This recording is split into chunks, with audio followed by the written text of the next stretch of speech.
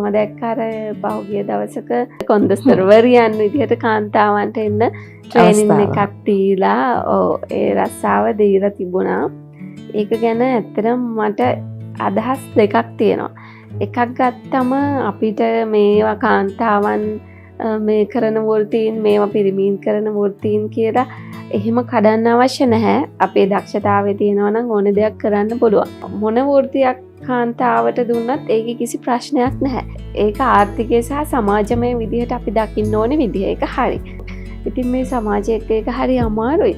හැබැයි මගේ පෞද්ගලික අදහස බස් කන්ඩක්ටර් කෙනෙක් වෙලා අර ටිකට් කඩ සෙනගස්සේ තෙරපිමින් යනවට වැඩිය රැකියාත් අපේ රටේ තියෙනවා.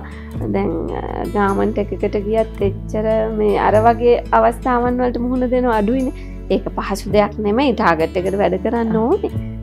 හැබැයි තවමත් මම හිතන්නේ මමත් සංස්කෘතිකයි වෙන්න පුළුවන්. මමත් ගැහණියක් නිසා ඇත්තටම මමත් ආසයි.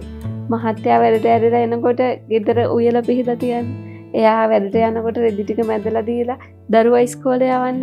ඒ ගැහණියත් මම ඇතුළේ ඉන්නවා. ඒ කියන්නේ බිස්නස් වුමන් කෙනෙක් ඉන්නවා. නමුත් අර ගැහණියට මං හරි ආදරෙයි. ඒ නිසාම මම හිතනවා සමාජය ඇතුළේ පිරිමියාට තියෙන සමාන රැකියා එයාටම තියෙන එක හොඳයි. ගැහණු ලස්සනට ගැහණු විදිහට දකින්න එක හොඳයි.